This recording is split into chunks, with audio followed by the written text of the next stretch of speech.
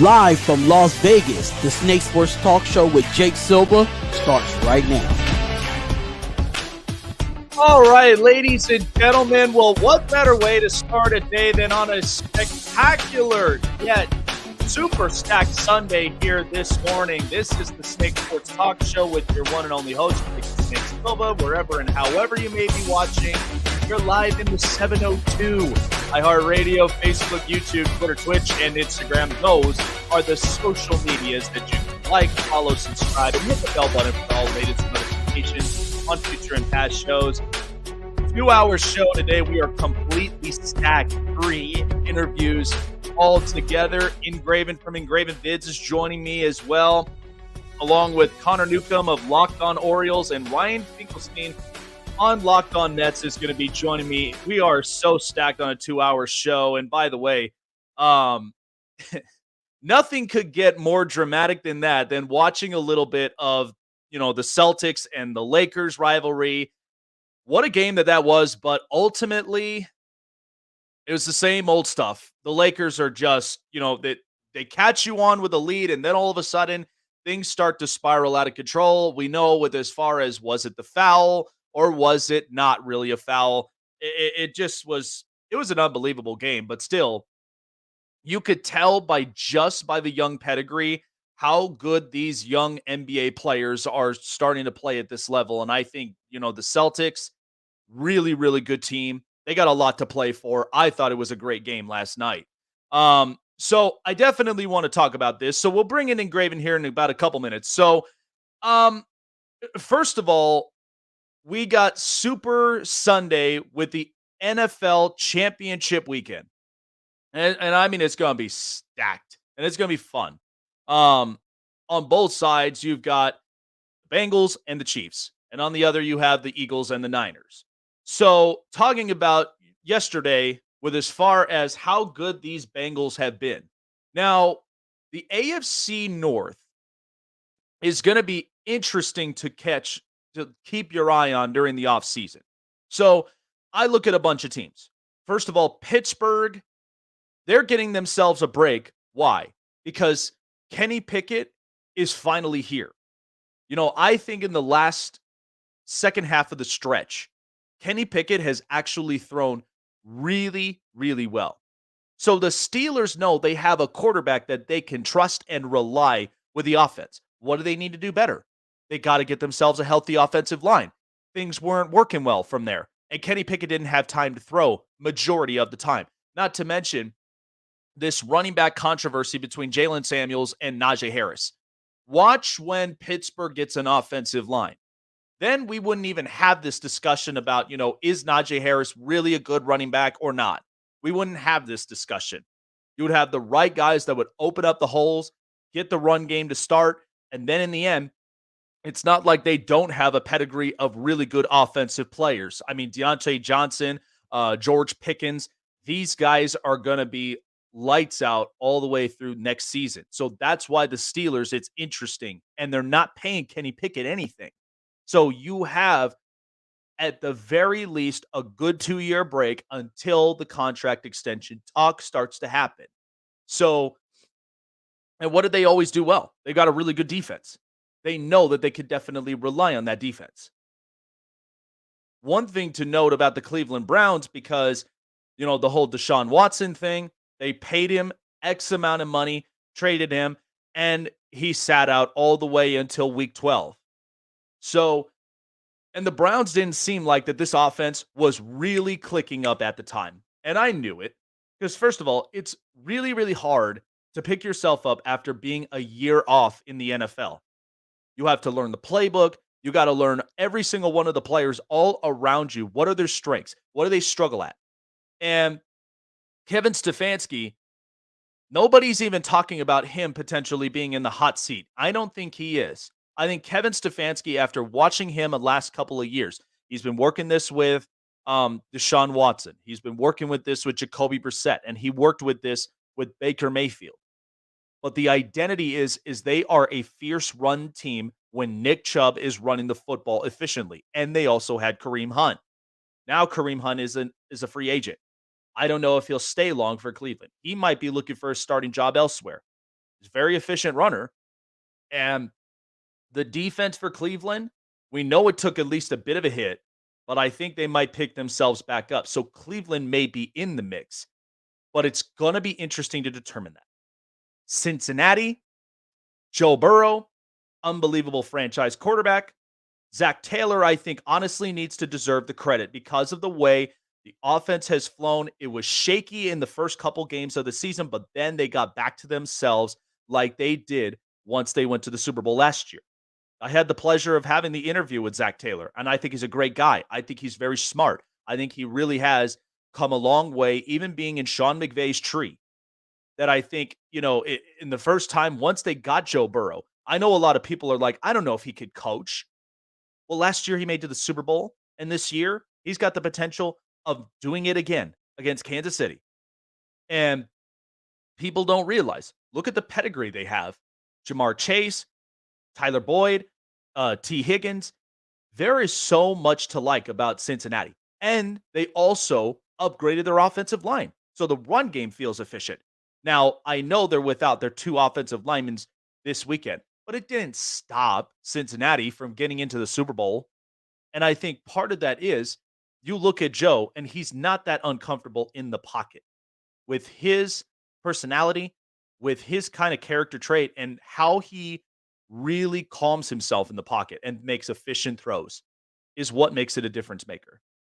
Which brings me into this topic. So the Baltimore Ravens, for years and years and years, I've always loved their defense. I mean, Ray Lewis, Ed Reed, Terrell Suggs. They had so many good pedigrees of defensive players.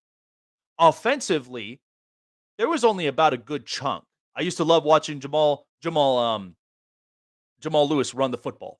And I thought he was an absolute just dynamite running the football. Then come to Willis McGahee, and then Ray Rice at the time, and then here we are with their run game with J.K. Dobbins.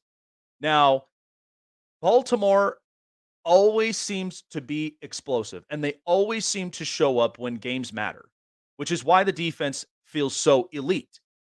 Now, here we are in this position, and as I've said before, and I'll say it again, if you don't extend Lamar Jackson, this is where this franchise becomes irrelevant. And I know this for a fact because you're not having a quarterback who's winning you 80% of your games, who's obviously opening up this offensive playbook and is making things work with no matter how much pressure is put on the offense. Oh, and by the way, Lamar Jackson can throw, if anybody had forgotten. Yes, he can make efficient throws. He can make it happen. To even if he had Hollywood Brown, he's got his reliable target, Mark Andrews, and all they're trying to do is make the wide receivers work with Rashad Bateman and Devin Duvernay. But these aren't top of the line guys, which is why I think it's interesting when going into the offseason. Now, they did extend Roquan Smith to 5 years, $100 million. Now, this only pushes more of what's going to happen now with Lamar. And Baltimore's got serious discussions to make. Because I'm not even sure how long and why they've held this long with as far as do you or do you not extend Lamar Jackson? Now, I know things are tough because of the fact of his mother is his agent, and he's obviously looking for something that is going to protect him, especially when it comes to injuries. And we know he's efficient in and out of the pocket. He's very elusive with his legs. And we know with quarterbacks that are in this league that utilize their legs a ton, sometimes, I mean, you look at what happened the past weekend with Josh Allen. He had to be relied on for the run game because the run game couldn't get started. And the offensive line could not get the capability to protect him, let alone support him. And then that way he can make the quality throws to either one of his top targets. But when you look at Lamar Jackson, and anything is possible at that point. But I loved their defensive pedigree with Marlon Humphrey, Patrick Queen, Roquan Smith, and several others on that front line. Now, I think they could use a couple added upgrades, but maybe they might address that in the draft. Who knows? But I think also, too, Kyle Hamilton, keep your eye on him because I do think he'll be a disruptor on the opposing side of the field. because he's also somebody that when I watched him up in college, he was a guy that was a big time distributor, always was known to punch in the football out of the guy's hands and to force out fumbles. So, and you've got your defense set, only maybe about a couple pieces. But in the end, you got to think about what's going to happen with the offense. I mean, I watched Tyler Huntley. I think he's a good kid. I think he's a quality backup. But like how I've mentioned about Jacoby Brissett and how I mentioned about several other quarterbacks in this league, they're only going to win you so many games. But are they really going to be the ones that are going to win you the games like Kansas City, like Buffalo, like Cincinnati, like Jacksonville, like a lot of these other teams in the AFC?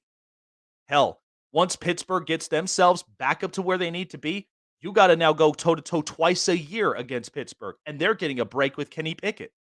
So I think Baltimore, they got to do the right thing with this because I do love Lamar Jackson and I do love his play style. And I do think that he's very efficient as a quarterback, even as a runner. But they got to make this right. And in the last couple years, when it came to wide receivers, there has not been many. And I know when Baltimore had an efficient wide receiver core, it was at the time when they had Steve Smith Sr., they had Anquan Bolden, they had Jacoby Jones, they had several other really good wide receivers. And I remember the time when they ended up winning the Super Bowl in 2012. It made Joe Flacco absolutely ecstatic. So why can't we get back to this? Why can't we end up seeing this wide receiver core really thrive? That's what's going to be the ultimate test. I know what I'm getting with Lamar Jackson. I know what I'm getting with the run game.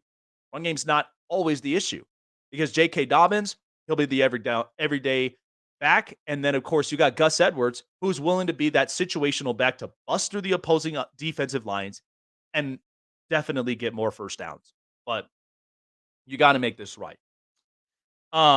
So joining me to discussing a little more with the Baltimore Ravens, and he's a very good quality content creator. And as they know, Ingraven and known for Ingravenvids, he is joining me via the Global Satellite Network presented by StreamYard. So, I mean, it's like I said, I don't think we can paint a different picture than this because it has now been a couple of years. I've seen Lamar Jackson. He has made quality throws. He's efficient when he's in or out of the pocket, and he's winning 80% of the games. I mean, with what you're seeing with the organization, does it kind of feel like that there's something missing to this piece? I mean, have you seen anything in this organization where they're kind of stuttering a little bit with as far as do we or do we really not extend Lamar Jackson? What are you seeing with this organization? Oh man, that's been stuff that we've been seeing for years. And again, thank you for having me on. With the Baltimore Ravens and Lamar Jackson, it's been a lack. That would probably be my best word to describe the whole situation. It's been a lack. There's been a lack of them providing for Lamar Jackson. There's been a lack of them investing in Lamar Jackson. And when I talk about investing, not even just financial wise, and we'll see how much they really want to invest in him this offseason, if they do or they don't, but really just talent wise around him. And even coaching wise too. Just to start off with coaching, the Ravens philosophy, it is a philosophy that they've had success with in the past, but that philosophy is very outdated and it hasn't gotten them any significant success recently. Of course, they had the Super Bowl that they won in the 2012 season, which was great, amazing. But it's been 10 years. It's been 10 years, and Ravens haven't even sniffed an AFC championship. That was with Flacco. That's with Lamar. And the thing with that is the Ravens have been so set in doing things their way. Like, hey, we're going to run the ball. We're going to run. That's the focus. Run the ball, and we're going to play some good defense. But the lack of emphasis that they've put into their passing game is shown. Mm-hmm. And it's shown a lot. And that trickles down from their schemes, and it trickles down to the lack of talent that they invest in at the receiver position. And it shows. It shows itself every single year. So that's something that this offseason, this is a huge offseason. This is probably one of the biggest off seasons in a really long time for the Baltimore Ravens because they have some very significant decisions to make. Obviously, everything is contingent on Lamar Jackson. Ravens, they don't have an offensive coordinator right now. They did say that he is going to possibly have some input on the next offensive coordinator. Then they turned around and said, "Oh, we'll keep him in the loop as far as who we get for the next offensive coordinator." So we'll see what happens with that. But then, even at the same time, when they hire their next offensive coordinator, it's not a sure thing that they're going to have Lamar signed by then. And I don't even really think that they will. And then on top of that, they've said they want to redo the wide receiver room. If I'm Lamar, I'm like, okay, I've been here 5 years and I've seen what you've done in the wide receiver room, which hasn't really been much of anything. So I wouldn't even sign a deal until they actually really show me like, all right, we really going to really invest in that position. So it's a waiting game right now. It's a waiting game with Lamar Jackson. It's a waiting game with the Ravens. At their season-ending presser about a week and a half ago, they said all the right things. They talked about how they want to sign Lamar Jackson. They envision him being their quarterback of the future and whatnot, and that's great. But now let's see the action behind it, because actions speak a whole lot louder than any words ever could. So we'll see what the Ravens do when it comes to Lamar and really just this offense as a whole. Yeah, and you're absolutely right with that. I mean, actions do speak a lot louder than words, because I say this all the time. I mean, everybody could spit out everything that people want to hear, but it's ultimately, do you get a deal done or not? Now, the only thing I anticipate is, because first of all, when I watched that Roquan Smith extension, I thought to myself, I'm like, oh, Lamar's not going to like this, because now they're kind of feeling like they're investing more in the defense. Which, here's the thing. How's that working in Chicago? They have butchered quarterbacks since like 1950s. They haven't had an efficient quarterback since Jim McMahon.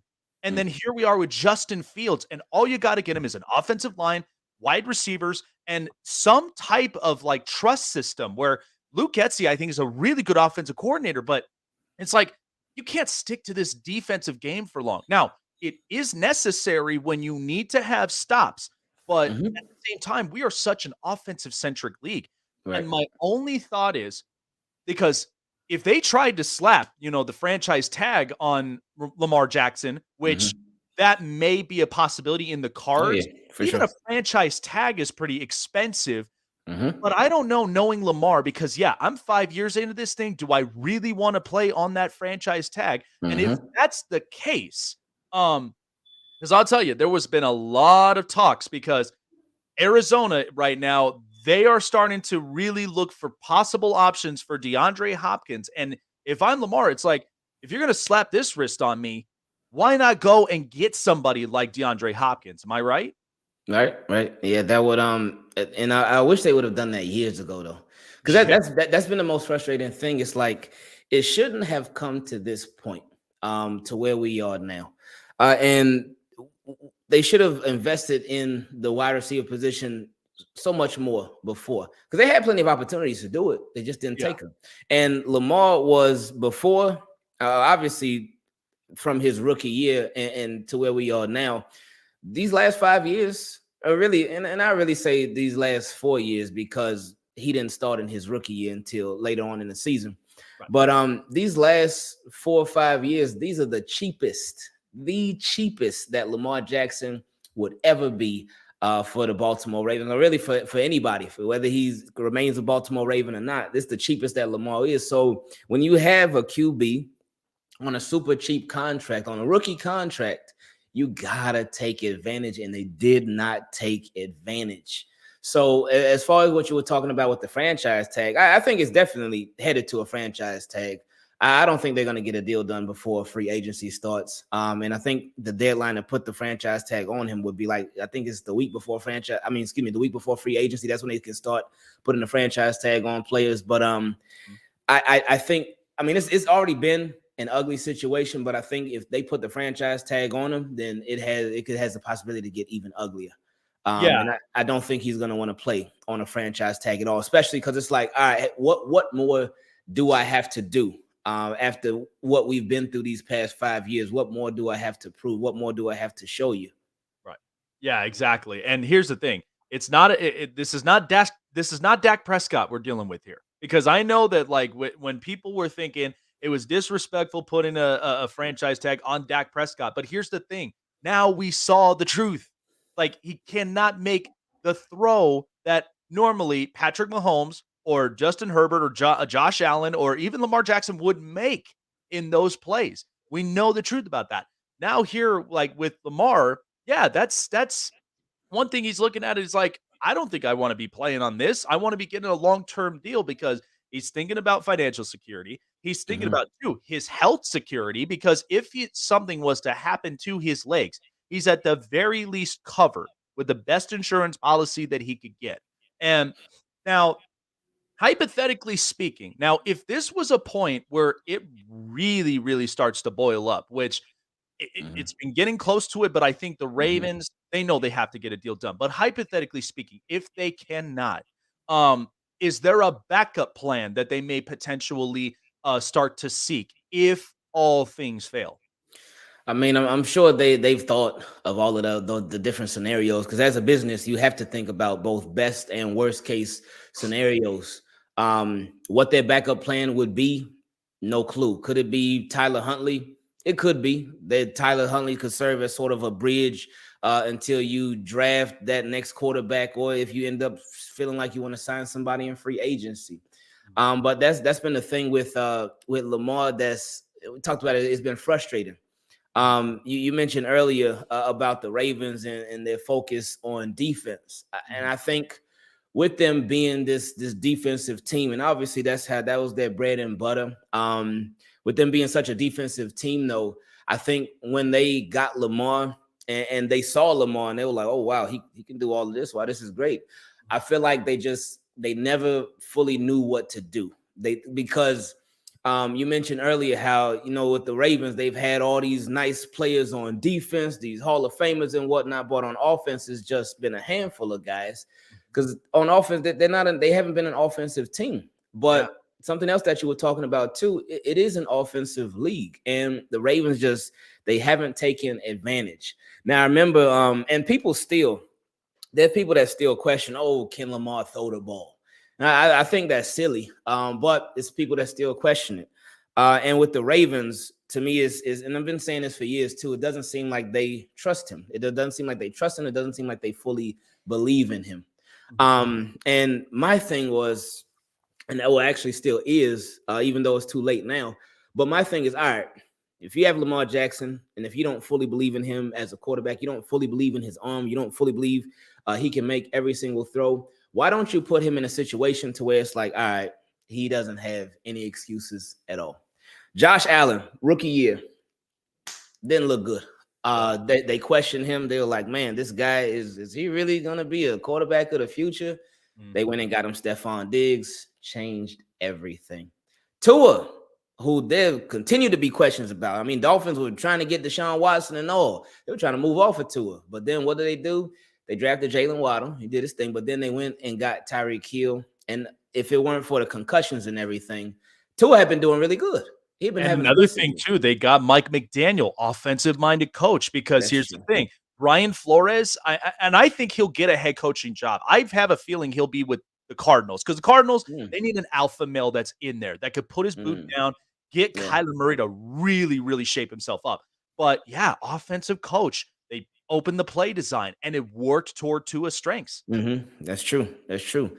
And then you remember, I think it was last year, Jalen Hurts. Oh, Yep. it was rough, especially the playoff game against the Bucks. It looked so bad. He looked bad. But then Mhm. what did they do? They had questions about him. They obviously had drafted Devontae Smith last year, but then this past offseason, they go out and get AJ Brown, and that Jalen Hurts in the conversation for MVP. Yep. So it's like that's what happens when you really invest around your quarterback. You get the answers to those questions. But the Ravens, they never did it like that. They had the opportunities to, but they never did it like that. And now we're here. Yeah, and it is interesting, and here's the funny thing. I mean, I've been watching football ever since I was a kid, and I remember Mhm. watching those years where I was around at the time when Baltimore they had Derek Mason, they had Mark Clayton, they had a Yeah. lot of these guys, and then watching Jamal Lewis running the football, Yeah. and all the way to Willis McGahee. I mean, Mm. but here's the funny thing, and this has always been their battle cry. They never gave up on any play of Mhm. any game at all. Like, they're just the kind that you could beat them through the trenches, but they're the kinds that they will respond back offensively, defensively, whatever the case may be.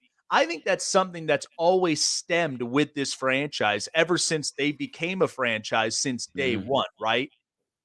Yeah, they're not gonna just like lay down, and that's one thing that is very commendable about the Baltimore Ravens. Even I remember last year when Lamar was out, a lot of people wrote the Ravens off, and yeah, they did lose every game when he was out last year, but they didn't get beat down.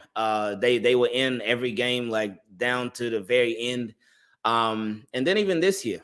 This year, I think they were more prepared for the Tyler Huntley. He had more experience.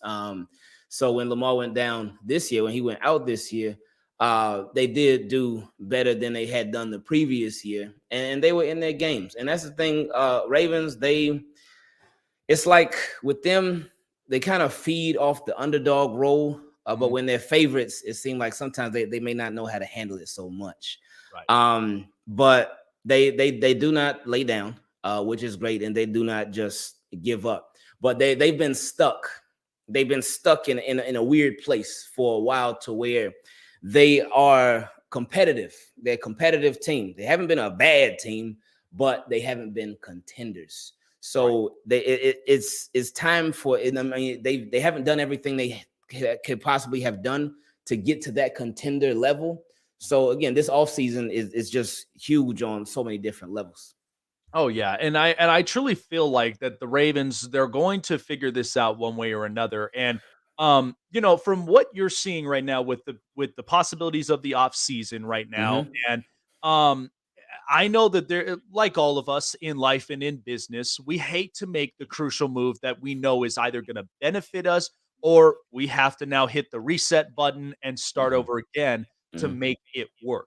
Um Now the Ravens have an interesting offseason yet, a draft as well. So if there are possibilities, if they can't get certain things done in the offseason, walking into the draft, what could be some possibilities that if they can't get anybody in the offseason, is there some pieces that they should evaluate looking into maybe wide receiver positions, maybe some defensive pieces that they got to stay younger to kind of keep the pedigree going? Um, how do the Ravens really approach the draft here this year? Because I think this is going to be really interesting to watch them. Yeah, that's why I do think with whatever's getting ready to happen with Lamar, is going to have to be decided before the draft because he changes everything. He changes everything with how you move, how you operate, with what you can and can't do. If he's there, then you'll have less draft picks. If he's not there, then you'll obviously have more draft picks and a higher draft pick. So much is contingent based off of what happens with him. So that means they have to get whatever's going to happen. They got to get it figured out before the end of April, because that's obviously when the draft is, because that's going to change. Because if Lamar's there, you're not looking for a quarterback. If Lamar's signed, you're obviously not looking for a quarterback. And you're making some different moves, possibly at the receiver position. You could possibly make a trade, or you can go through free agency, whatever. But if Lamar is gone, then all right, well, now you're looking for a quarterback. Do you like somebody in this draft, or do you not like the guy so much in this draft? Do you feel like you really are going to still be competitive this year? Do you feel like you can still be contenders this year, or are you going to just take this as sort of a rebuild? So much could change. But then, like you mentioned too, whether Lamar Jackson is with the Ravens or not, they still have the aging defensive players like a Calais Campbell. What's going to happen with him? Is he going to retire, or is he going to come back? With Justin Houston, another aging defensive player, is he going to retire? Is he going to come back? With Marcus Peters, is he going to re-sign, or is he going to go somewhere else in free agency? They're starting to get thin now at different positions. So they have so much work to do on both sides of the ball. So yeah, Eric DeCosta, Ravens GM, he's going to be busy, man. Oh yeah, I can imagine his desk is going to be full with just possibilities of who are we retaining, who are we going to move off of, and do we have that cap expendability to where we can bring some new guys in, and at the same time, anything we have left, we go out and we finagle some moves to get some draft capital to get some guys. So lastly, couple things. One, the shape of this division. Now, I mentioned this earlier on the show. I mean, Pittsburgh's getting a break with Kenny Pickett, and I feel like they found their quarterback now post Ben Roethlisberger. All they got to do is they got to get an offensive line to give him time to throw. Najee Harris, this talk about the running back position. Look, he's going to be better next year, and then the defense always seems to be A+. Cleveland, they know they've got Deshaun Watson, was a little shaky, and I had a feeling this was going to look like this, but their defense is going to get healthier. Offensive line continues to excel, so they're going to look for some stuff. How competitive has this division now become, knowing that obviously we got the Bengals today, and they're on the radar, and then the possibilities of Cleveland and Pittsburgh. This has got to feel like this is now a spark for the Ravens. They got to keep up with this level of competition. Exactly. That's true. Again, this offseason is so important. And another thing, too, with you mentioning Kenny Pickett, Deshaun Watson, and Joe Burrow, the other three AFC North teams, they have their quarterbacks for at least the next 3-4 years. They have their guys. But the Ravens, they don't know if they have their guy or not. So that right there, that's a possibility that could keep the Ravens afloat or possibly set the Ravens way back within the division alone. And that's where everything starts. You start building and crafting your football team to win in a division. And then, of course, outside of division too. So the Bengals right now, they've surpassed the Ravens. They have surpassed the Ravens because they, for 2 years straight, they are in line. They put themselves in a position to where they are competing to play in the Super Bowl for 2 years straight. And they have beat all the AFC big dogs. They beaten the Chiefs. They beaten the Bills. They beat they beat everybody. So it's like they don't have any fear of anybody, nor should they, because they've been handling their business. So whether they win or lose tonight, they've put themselves in a really, really good position, and they're set up for years to come. They've been doing an excellent job of just constructing that roster, both on offense and defense. Obviously, Joe Burrow, he's going to get paid. They ain't letting him go anywhere. So that's just a matter of time. This will be his first year. After this season is over, he'll be eligible for an extension. So whether it happens now, I think it'll be smart of them to make it happen now, or whether it happens later, we know that it's going to happen. With Deshaun Watson, he's obviously paid already. And the Browns, he obviously didn't even get to play the full season this year. Right. But next year, he'll be playing a full 17 games. So there's that. And Deshaun Watson is obviously a good quarterback as well. And, Browns are never scared, obviously, with them getting Deshaun Watson in the first place. But with so many other moves that they've made over the years, they're not scared to do crazy stuff, to go after, to make crazy scenarios happen and whatnot. They're not scared to do outlandish stuff to bring football players on their team. They're not scared of any of that. And then with the Steelers, the Steelers, things may have been a little bit quiet on them this season, but they fight. They fight. And I know it is technically true. I think sometimes it can get a little exaggerated, but it is technically true. With Mike Tomlin, he's never had the losing record. Yep. So hey, that does speak volumes. But that does basically show hey, Steelers ain't never gonna lay down. They got Mike Tomlin as their coach. They're never gonna lay down. So they're always there. And then again with the Ravens, they split with all three teams this year. There's obviously the competitiveness within the division already. So yeah, man, they just to stay afloat. This offseason, man, this is the craziest offseason in so long for the Ravens because the AFC North, people ain't messing around. They're not messing around, so it's gonna be tough. Yeah, it's going to be really interesting. I got my eye on that division, and I really do think that competition. I mean, I'm excited just to see what the Lions are going to be for AFC North games, and I can't wait to see how that really progresses. I mean, watching through the offseason, all throughout the draft, it's going to be something special. Yeah. Well, I appreciate you, Ingraven. And where could people find you on social media for everything Baltimore Ravens?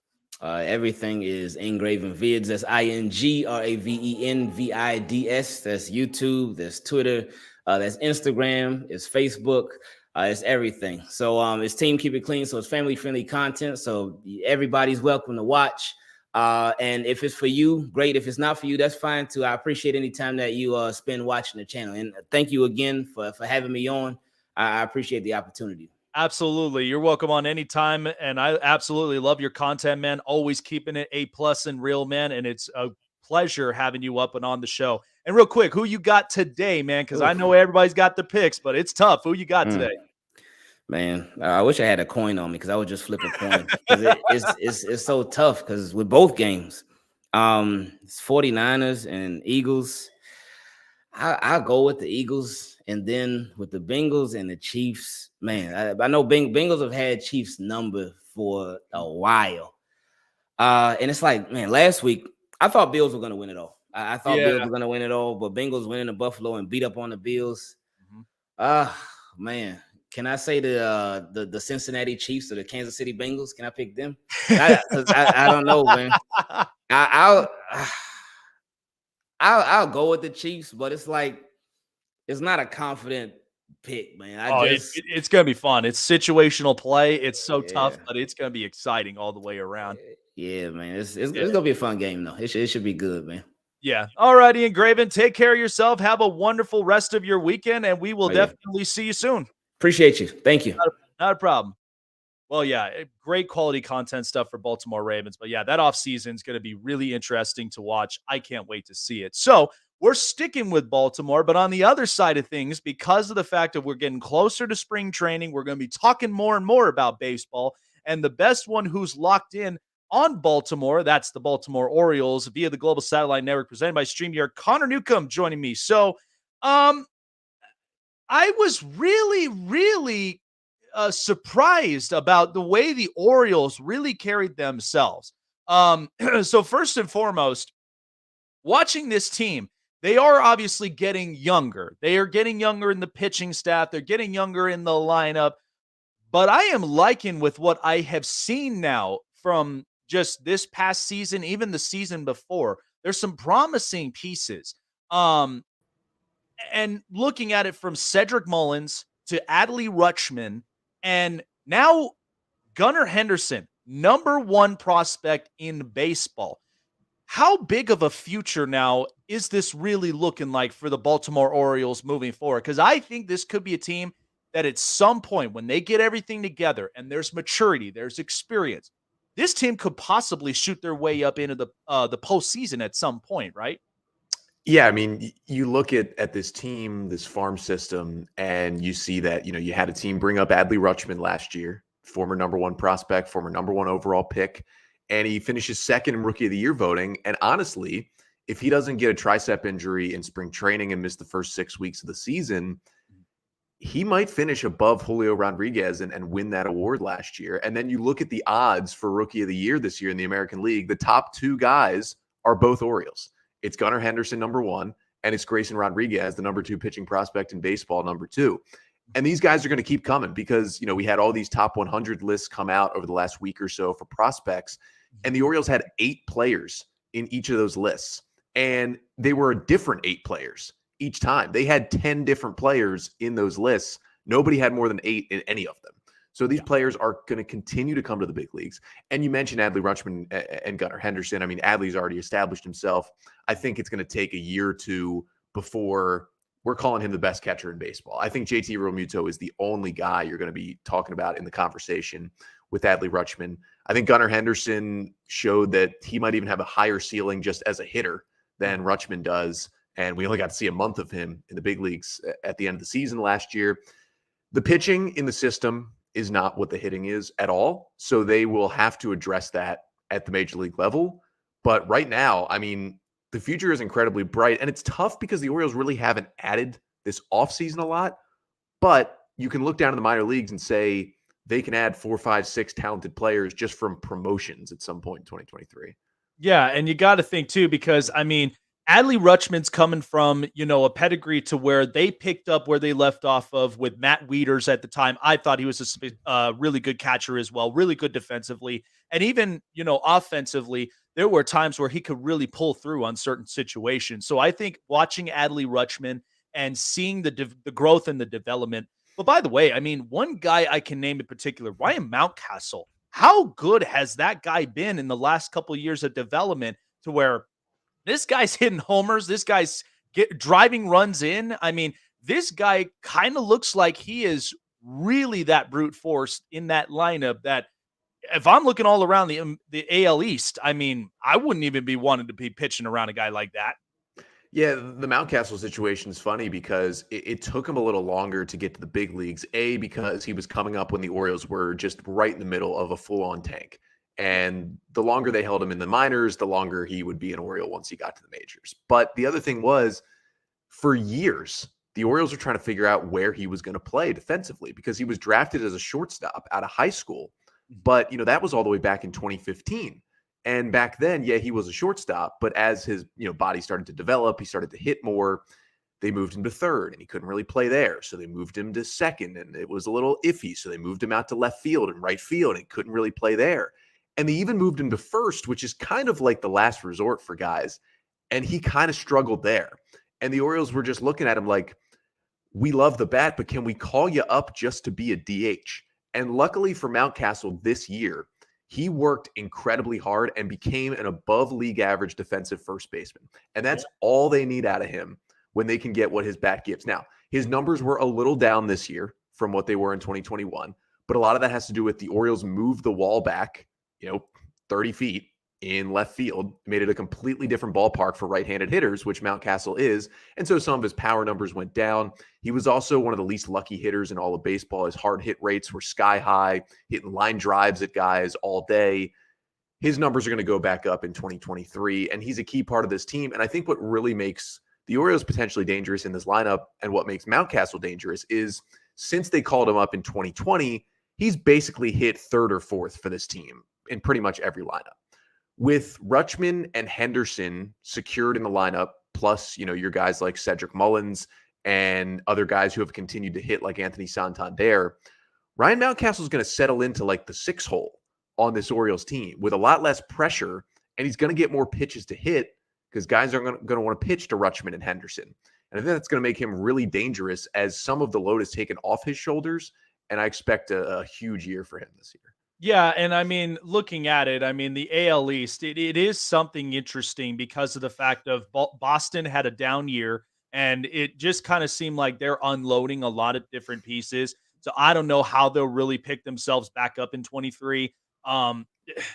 Look, I've been convinced with the Blue Jays, it's either all or nothing with them because it's like 1 minute they'll have all the potentials to really be a good team, and then they just pitching's not great. The offense can't seem to get rolling, and now it's like they lost their confidence.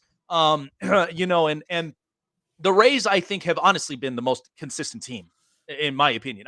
Because every year there's always somebody different in pitching, but the pitching styles never changed. So I think the level of competition in the AL East, it is really interesting. I mean, you're coming off a year where Aaron Judge, he's an MVP. He, breaks the Yankee record with the most home runs.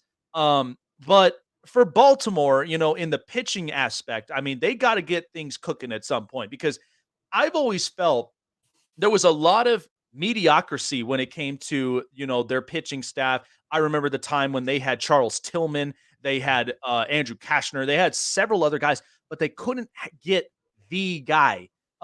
Is there, obviously you mentioned about one pitcher in the prospect, lineup of somebody that could really be impactful. Is there anybody else in this this pitching development in this farm system who could be a very, very promising factor for the Orioles in the future? Yeah, so I mentioned the 8 top 100 prospects. So 2 of them are pitchers right now for the Orioles. One is Grayson Rodriguez, who is a top 10 prospect across the board. He's the number 2 pitching prospect in baseball, and he's ready to go. Now, he should have been in the big leagues last year. He was dominating AAA again. He got to June. Everyone was asking where he was. Then he comes down with a lat injury, and it was a pretty serious lat strain. He misses the rest of the year. And so while he probably should have been in the big leagues before the All-Star break last year, he never made his debut because of injury. Now, it's setting up for him to have a rotation spot on opening day, which is going to be great for the Orioles. He's got incredible stuff, throws in the high 90s with a fastball. I mean, his changeup is Pedro Martinez-like. They got him. DL Hall is the other guy in those prospect lists. Now, he did come to the big leagues late last year, left-hander who throws 99 with a wipeout slider. Command's been a little bit of an issue for him in his career, which you see a lot with lefties who throw that hard generally. And he came up, he made one start as his major league debut, and then he went to the bullpen. And the Orioles used him as a reliever. He actually got a save against the Yankees late in the year in Yankee Stadium. So he's got the stuff to, at the very worst, be an elite reliever. But the Orioles still think he could be a starter. So there's two of your options. Now, around those guys, you've got a lot of question marks, a lot of guys who could be good, could be okay, could flame out. You've got Kyle Bradish, who was a nice prospect and had a good year. You've got Dean Kramer, who ended up being the only thing useful they got when they traded Manny Machado. He had a good year last year in the rotation. They just traded for Cole Irvin from the Athletics, who in no way is an ace, but has made 30 solid starts the past 2 years with Oakland, and the O's could use that. They signed Kyle Gibson to be a veteran. But below that in the system, there's a lot of guys where there's still question marks. They've got pitchers like a guy like Drew Rom, who's kind of a left-hander who throws from different arm angles and is really interesting to watch. They got a guy in Noah Denoyer who was actually undrafted and has made it all the way onto the 40-man roster and has some really good stuff from the right side. So they've got some pitchers, even in the low minors as well, who are interesting, but none of them get the national attention, which is why I talk about, they're going to need to add major leaguers basically to this team. But Grayson Rodriguez and DL Hall are here to stay. They are two elite pitching prospects. And I don't know what their roles are going to be this year because they haven't really pitched in the bigs. The O's are going to have some innings limits. They're both coming off of injuries. But when they get unleashed, the O's will at least have some sort of punch, whether it's two starters, one's a starter, one's a reliever, that are going to get a lot of guys out. Yeah, it's going to be interesting to see how that pitching staff really shapes up. And I mean, there's a bunch of real good, promising prospects that are right there that I think hopefully can shape up this rotation, because I know in the big leagues, I mean, anybody could literally expend themselves with the with the relief pitching, because it always just seems like now in this generation of baseball that relief pitching is literally like your baby. That's the one that they're playing with situational positions. And if they're getting out of certain places to where they're holding on to leads or they're giving themselves momentum, even if they're tied up or down by 1 or 2, they're at the very least getting them out of to where the offense is now back on. They could get themselves a couple hits, drive in some runs, and at the very least shift the momentum. So talking about that too. So Cole Irvin now fully acquired by the Baltimore Orioles. And I agree with you too. I don't see him being a full ace. I think he's more of like that 3, possibly 4 guy, like right in the middle, a middle battery for this this rotation. I myself, I don't show my fandom, but I am an A's fan, and I hate to see it where every single one of these players, you build them up, you trade them away. It's the same old spiel. And I'm hopefully waiting to see if they're going to be the Las Vegas A's, because let's be honest, there's really not a market in Oakland for them at all anymore, except out of Alameda, but that's it. But Cole Irvin, what do you see the projections right now as far as being that rotation guy and where he could literally be that stabilizing battery for the next guy, even if he jumps over above him, that he can help out with this rotation to be completely balanced?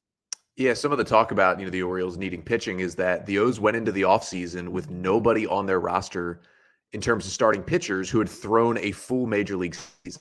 Even the guys who were returning from last year's rotation either had significant injuries where they missed 2 months, or they maybe joined the rotation at the end of the year, or, in Jordan Lyles' case, the one veteran became a free agent and the Orioles didn't re-sign him. So they went into the offseason with nobody, basically no adults in the room for their starting rotation. Now they signed Kyle Gibson, who at this point is 35. He's a number 5 starter, but he throws, 30 starts every year. He throws 170 plus innings, and he's thrown full major league seasons. So that was nice to have at the end.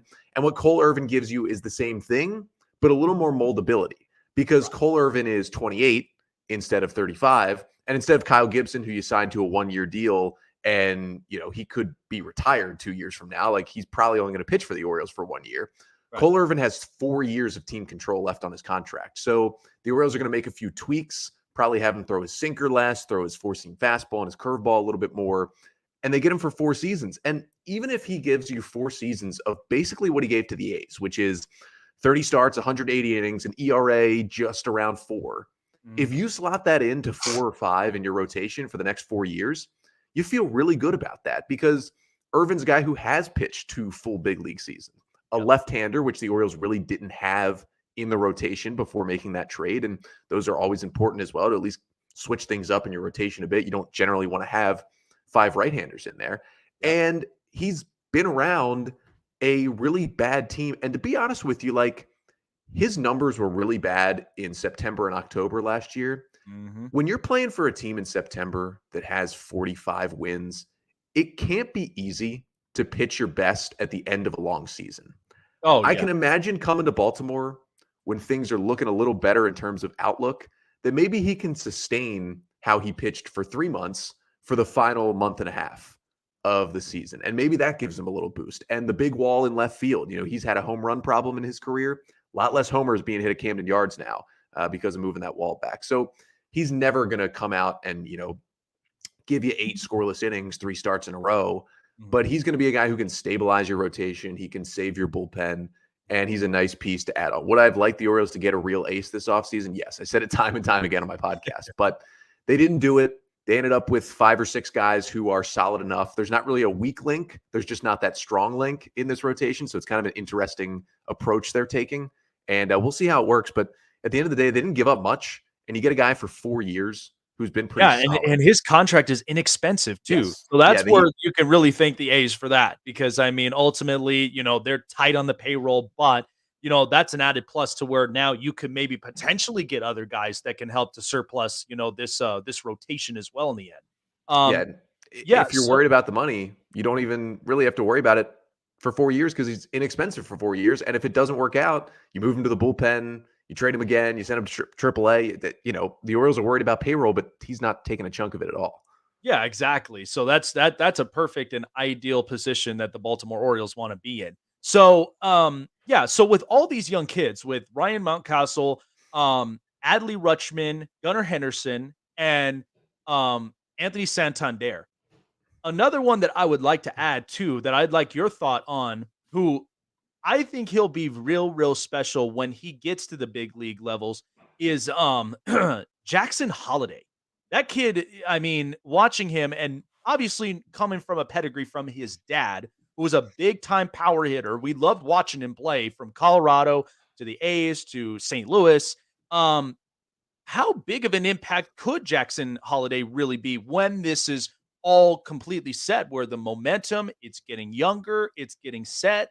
He's going to be fitting in beautifully with the future of this Orioles team. Yeah, and if things go well, we're not going to see him in the big leagues this year, honestly. He's 19 years old, but if he's as good as the O's think he's going to be, like 2024 at some point, you could see Holliday in the big leagues. And that's kind of unprecedented for a guy drafted out of high school just 2 years prior. And that could happen in 2024. The Orioles had a lot of choices with the number 1 pick. There were 5 or 6 names thrown around, and there's never any kind of leaks at all out of the Orioles system. You generally get a little more leak about who's going number 1 in any MLB draft, just because that sets off a chain reaction in baseball, sometimes more so than it does in other sports in the draft. But there was never anything coming out. There were 5 or 6 names, and it turned out to be Jackson Holliday.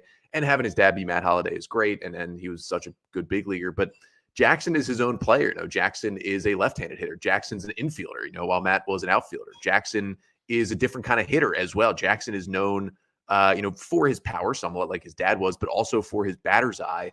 And the guy gets to the minor leagues and everyone's like, he's 18, he played a high school season. We'll send him to rookie ball in Florida. We'll let him live in Florida for 3 weeks, play some professional baseball, play against, guys that he's way better than, get some confidence and go home.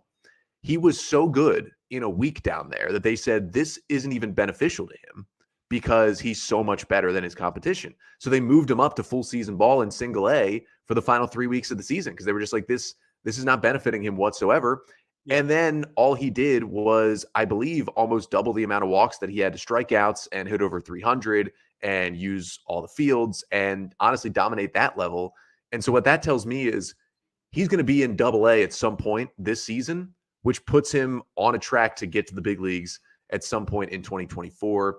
And, it's interesting because the Orioles have a lot of good infield prospects, including Gunnar Henderson, who plays the same position at shortstop. But if Holliday is what they think he's going to be, they're going to find room for him. He's going to be on the big league roster in a couple of years here. And I think he just gives you another weapon. And it's hard to see like what the ceiling's going to be and imagine it because he's only 19. He's kind of a smaller kid coming out of high school. And you look at him and you say, some guys get drafted and you're like, yeah, he's 18, but you can see like, the body is already really maturing. For Jackson Holliday, it's almost like, yeah, he looks 18. But then you look what he does on the baseball field and you're like, imagine when he gets in a professional weight room and works with professional hitting coaches. Yep. It's going to be fun to watch. And I think just seeing him in the minors this year is going to be fun to see how many levels he can dominate at such a young age. Gunnar Henderson had a very similar rise that I think Holliday could have, where Gunnar was 19 years old in single A. And then all of a sudden at the end of the year, he was, dominating double A and he had just turned 20. And it happened like that. And I think Holliday could do that too, which if he's in the big leagues in 2024, I mean, the O's are almost ahead of schedule at that point. And, you start thinking more than just, are we, maybe a wild card contender? And maybe that helps if he gets to the big leagues. The O's are just like, our number one pick is here early. Maybe let's spend a little money and add to him too.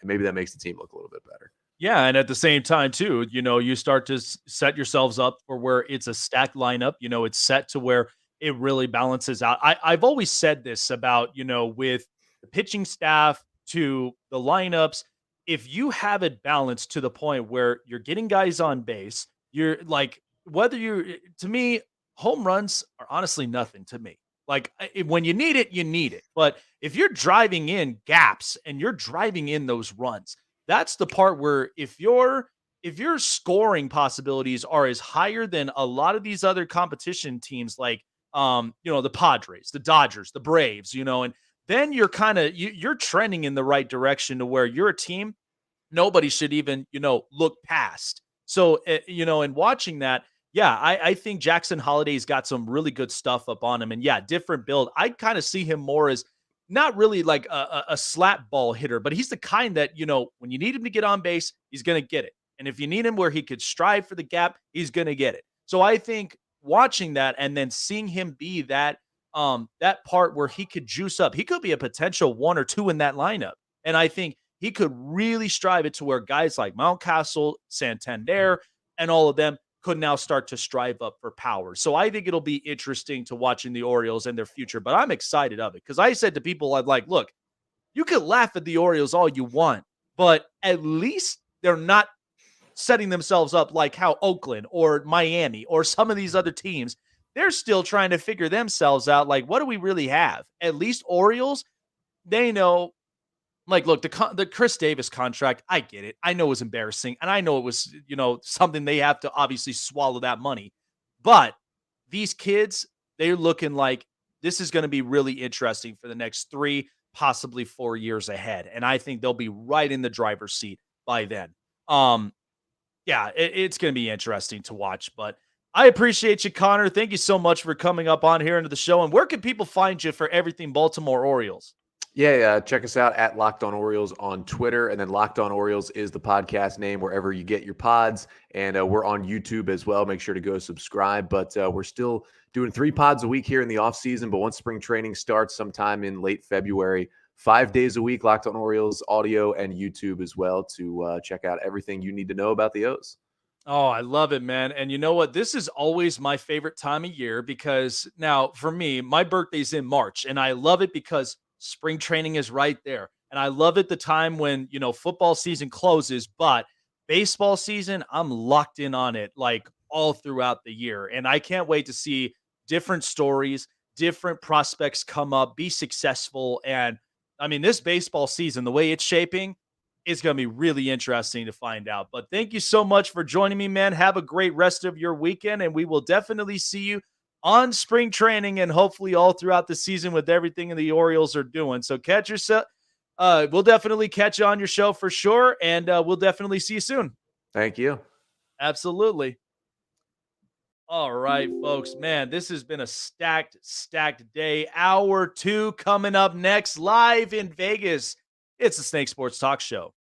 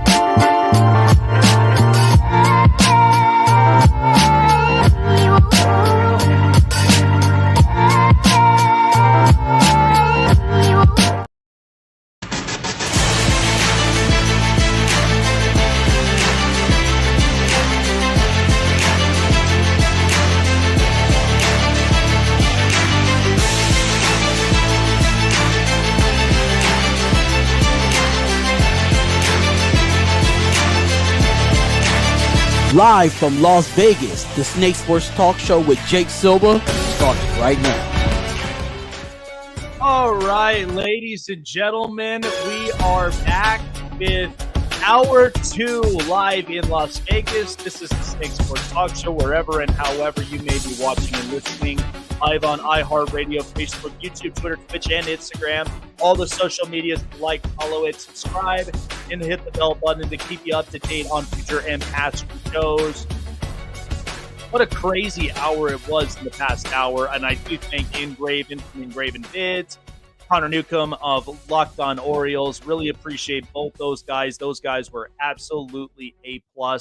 And it is going to be interesting, like I said before. I think evaluating the offseason, the draft, and what the possibilities are going to be for the NFL next season. Because, it's like I said yesterday, Joe Burrow and Justin Herbert, they are going to be eligible for contract extensions. Now, the Bengals, they're catching a break because they're not paying Jamar Chase anything yet. T. Higgins is a possibility, but he's got one more year left. And then, you got Tyler Boyd and several others. So they're going to smartly do this thing to where Joe Burrow, he will be a Bengal for a long time. I think he has really set that standard in the culture to where the Bengals, they're no longer irrelevant. They're more of that tough team, even in the AFC North, where a lot of these teams, they're starting to build up. They are starting to gain a lot of momentum to where they are competitive teams as well. So I think this will be interesting to watching the Bengals. But as I've said before about the Chargers, they are a little bit, cap tight. So if they could, because it would be a mistake letting Justin Herbert walk. It would be an absolute mistake. So they've got to make some sacrifices from there because they got to open up the cap. They got to open up the paycheck. And hopefully, they will come to that deal where Justin Herbert can stay a Charger for a long time, because I don't think they're going to lose out on their quarterback at all. I think after finding him, after moving off of Phillip Rivers, and they have been known on the pedigree of having quarterbacks that have been in this organization. I mean, Dan Fouts all the way to Doug Flutie, Jim Harbaugh, Drew Brees, Phillip Rivers, and here we are with Justin Herbert. They have had pedigrees of quarterbacks that have come and gone from this organization, but long-time guys. This is where you really have to shape this up because, again, they made it into the playoffs. That's great, but they embarrassed themselves in the playoffs after giving up a 27-point lead.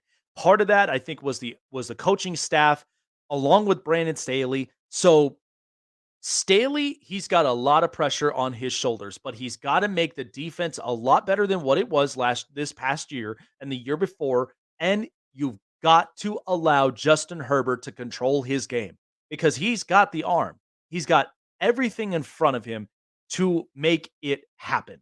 So, I do love the fact that there's so much to look forward to, but I'm just seeing this, and hopefully the offseason they'll address it, and they'll make some big time splashes all throughout the offseason. And you could tell by an ownership what their sense of direction is, because in the end, it's not gonna it's not gonna make much big of the difference unless they actually do make that work. So it will be interesting to see them along the way. But unfortunately, one of our other guests couldn't be able to make it on. But hey, no worries about it. We had some great guests that were up on here on the first hour. But I do want to get into this. So the Carolina Panthers, they've hired Frank Reich as their head coach. And by the way, he was also their starting quarterback when they were in their inaugural season in Carolina. And Frank Reich, here is where you are going to see the Panthers be a much better team in just an awful division in the NFC South. Because the Panthers, what do they have right? The defense looks really good with Brian Burns, Derek Brown, and J.C. Horn. And they've also got a couple real good corners all around them. Even Jeremy Chin. So there is a promising defense with this Panthers organization. Now, the offense could really get some cleanup, but what do they have? They got Shuba Hubbard, they got Deontay Foreman, they've also got DJ Moore. Now, they have held on to DJ Moore for quite some time. Um, I thought there was going to be a plan where they were going to move him, but they were looking deep into the future and said, no, we don't want to let go of our wide receiver. We want to keep him because knowing the next quarterback that's going to come into this organization, they want to make sure that he's built right. So looking at it from the draft list, I'm going to be pulling it up right now. But one thing that I can assure you with how this year is going to be. So the draft order from here, there's a couple spots that I'm really interested in. So we know the Bears have the number 1 pick. Right?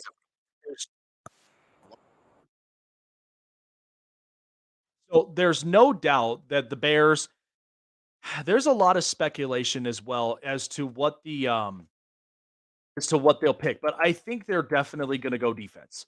There is not a there's not a doubt in my mind. So here's where I look at this draft list. So you've got the Bears with the number 1 pick, right? And then you've also got the Texans right behind them. So there's where you look at this team. Oh, yeah. So right now, the tops, you've got the Bears, the Texans, the Cardinals, the Colts, the Seahawks, the Lions, the Raiders, and the Falcons. So let me see if they could literally give me like a draft order. Seriously. Okay, so yeah, here we are. So yeah, you got the Bears, you got the Texans, Cardinals, Colts, Seahawks, Lions, Raiders, Falcons, Panthers, and the Eagles. Those are your 10 picks. So what does Carolina need throughout the offseason? Quarterback, corner, and tight end. And the only thing is because quarterback is a massive upgrade for them. But this is why I think this is going to be important for Carolina to getting their right quarterback. Because right now, we know Baker Mayfield's out of the picture. He's completely out. Sam Darnold, he will be back for next season, but he'll be served as a bridge quarterback because I think we all are honest about Sam Darnold. We thought he was going to be at the very least a changed quarterback. Right now, he is still sticking to a lot of, the reckless play. He's been getting himself hurt and injured an awful lot. So looking at that, there's a possibility, but I think there are 2 quarterbacks that could literally work under this offense and seeing with where they sit. Now, they could potentially trade themselves up, but for how much of a bargain are they really going to throw in there for the Panthers to really get themselves up to the top 5s? Now, there are several quarterbacks that are up there, and I think because there's 4 quarterbacks this year. There's Bryce Young, CJ Stroud, Will Levis, and there's Anthony Richardson. Those 4, I think one of them, if we're lucky enough, because I'm not sure if all 4 quarterbacks will go in that first round. We'd be lucky enough even if there is one that carries over into the second round. But here's where I think Will Levis could work for the Carolina Panthers. Frank Reich is a quarterback whisperer. Who did he deal with? He dealt with Phillip Rivers. He dealt with Andrew Luck. He also dealt with Carson Wentz, made him 27-7 that 1 year before Jim Irsay just threw him out. And this is where the Colts are mistakenly making a bad decision. And the fact that Frank Reich, they fired him, they're saying, this is the report right now for the Colts, that apparently Jeff Saturday, out of all the candidates that they've interviewed, he is the hot commodity to getting the head coaching job. Are you kidding me? Like, this is part of the reason nobody wants that Colts job. And I think everybody is going to probably want to leave. It's embarrassing, and I think it's just bad. Because Jim Irsay, I mean, you want to talk about an owner that is having full control. I mean, Jerry Jones we know with all of his control, it's screwing up the Cowboys' potential. It is.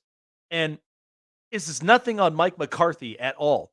But the fact that you love Dak, you also love Zeke, you loved Jalen Smith, you loved almost every single one of these players, and you're paying them top-notch dollars to be average players. You really think you're going to win a Super Bowl that way? And McCarthy, he's won a Super Bowl.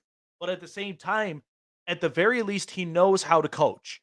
Now, there's been bad breaks with coaching scenarios. I get it. That is a part to fix up. But you can't fix Dak. You can't fix Zeke. You can't even fix, you couldn't fix Jalen Smith. That's why you shipped him out. So you could not fix a lot of these guys. And this is why that I think, Dallas, they have to really come to serious considerations that Jerry just has too much power. You've got all of his kids within the staff, Stephen Jones.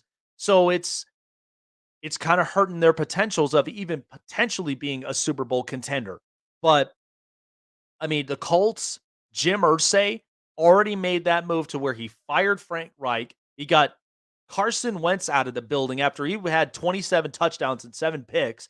And just because that they lost to Jacksonville did not mean that was all Carson Wentz's fault. You couldn't hit past Jacksonville. And you've had a worse record for the last few years. And you're going to pin it all on Carson? Now I know, the Washington Commanders are going to do whatever it takes to really reshape themselves. I mean, whoever the quarterback will be in that building, I know a lot of people are hoping that Sam Howell will be that next potential quarterback, but Carson Wentz, he's just in such an unfortunate position in him that it's bad. I feel bad for him. But in the end, Carolina's got something really special. Frank Reich as a head coach, very offensive centric, which is exactly what this league has turned into be. What happened? The Buccaneers, they got steamrolled by Dallas in the playoffs, and Tom is already going to be headed out. So you know that Tampa, their next potential quarterback, it could be Kyle Trask, the kid from Florida. I thought Kyle Trask was a pretty good quarterback. I can't take anything of that away. So he could be something special with Tampa, but still, Tampa Bay, they're so laxed. They can't straighten themselves up. And I mean, you got to think about it. In the city of Tampa, you're having cocktail hours in the morning, and it's just very, very laxed. So you got that to deal with. Atlanta, it looks like they are very invested in Desmond Ridder. They like what they see. They saw him up in preseason. They thought he was real accurate. Some interesting. I don't know if Desmond Ridder really is the future, to be honest, but they're going to give it a shot for him for next year. Now, of course, they snuck in and got Marcus Mariota as a bridge quarterback, but it'll be interesting to see now what Desmond Ridder does. And then you got the Saints. The Saints have a great defense, but they can't figure their offense out. And Michael Thomas could be out the door. There's a lot of different changes. And Dennis Allen, we know, is a defensive coach. We're not sure that he could really work this thing. So that leaves Atlanta, Carolina, and Tampa Bay as those offensive teams. Now, I know Todd Bowles is a defensive coach, but Byron Leftwich, he got fired. I don't know where he'll end up at, next year. But Todd Bowles and Dennis Allen, those are the two defensive coaches. And then Arthur Smith and Frank Reich are offensive guys. So I feel like, and this is the thing, I'd love to touch upon for, the Falcons, because obviously Arthur Smith, he's getting another year out of himself, but he's very creative. I will say that about Arthur Smith. And I think Atlanta, they just got to figure a lot of things out. And you can't blame Arthur Smith for a lot of this stuff, because he's inheriting to where it's a complete full massive rebuild. You can't pin a lot of it on, whether Kyle Pitts really is a good draft pick or he's just a bust at tight end. Now, they did get rid of Calvin Ridley, but they got to draft the next big thing as far as wide receiver goes. Now, I know the Falcons, they're a draft ahead from the Carolina Panthers, but what do they need? They need an edge rusher, Some of them will think they need a quarterback, but I'm not sure. You might get a quarterback in the late round, or you get the top wide receiver. I think, honestly, because if you are investing in a quarterback that has some question marks, you got to get him some offense and some help. You've got to get him exactly those parts to where it supports him and it makes him a better quarterback. So, and looking at a lot of these wide receivers, I mean, Jackson Smith and Jigba, Jordan Addison, and a lot of these other real good wide receivers, they are there. So if Atlanta really wants to shift to offense and build up the defense as much as they could from whatever remaining pieces that they have, they could do that. Now, Carolina, this is where it becomes interesting. And I think they could be the team to potentially take this division next year because the defense is set. And I think they could pick up a few pieces in the draft or maybe in the offseason. Well, the offensive line, they really got to keep themselves young and they've got to reload it to where they can really shape these guys up. The run game with a run committee with Chuba Hubbard and Deontay Foreman, I think works just fine because after they traded away Christian McCaffrey, they got a bunch of good picks after that. And the only thing that they would need is a top-tier quarterback. And I feel like Will Levis could do this because watching Andrew Luck and watching Phillip Rivers and Carson Wentz, these were accurate guys. What is the question mark on Will Levis? Is he an accurate quarterback? And is he precise with his throws? We know we watched him several times with as far as him throwing the deep ball, and I think it's a beautiful deep ball he throws, but he's got to get accurate with his passes. And I think Frank Reich being that quarterback whisperer, he will make this happen. And you've got Sam Darnold as a bridge quarterback, so he's going to sit behind.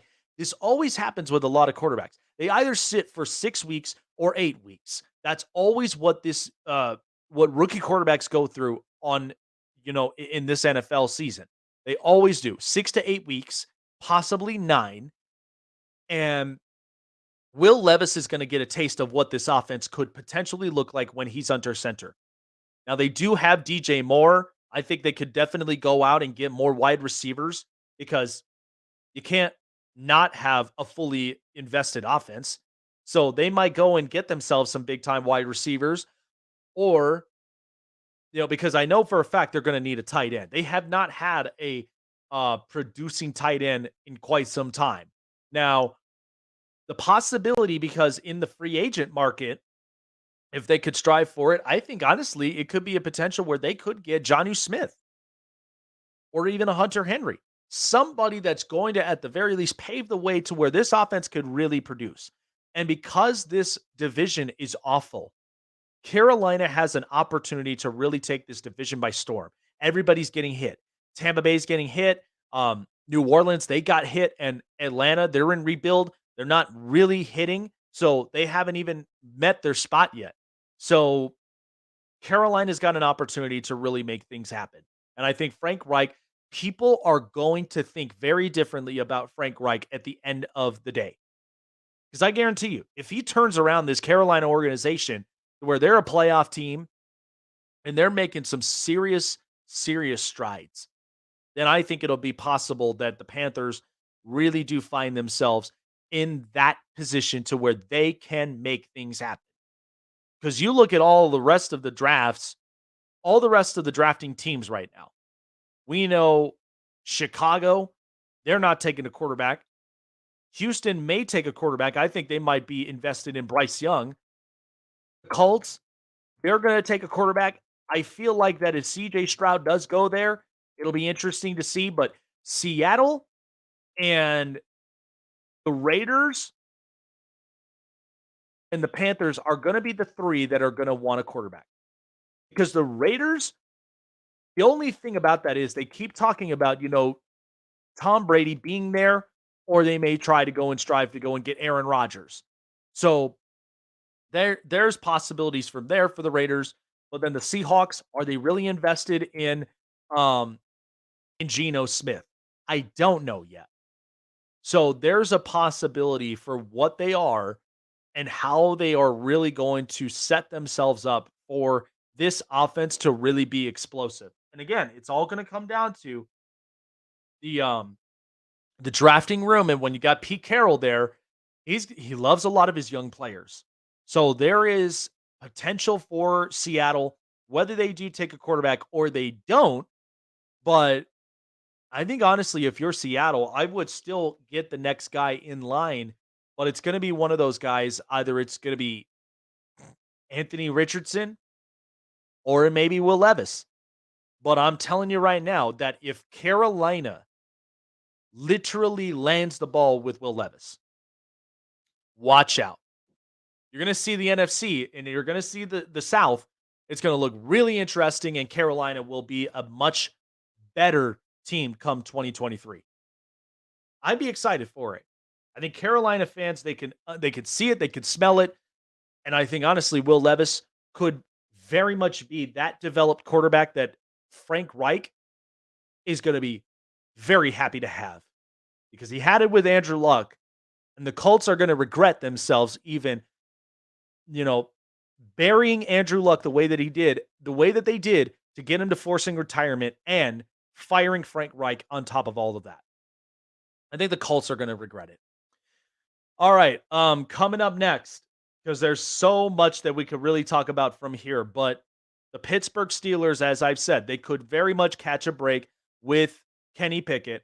And how serious are the New York Mets going into the 2023 season after Steve Cohen literally spending a lot of his money? So we're going to go into all of that here coming up next on the break. Live in Las Vegas, it's the Snake Sports Talk Show.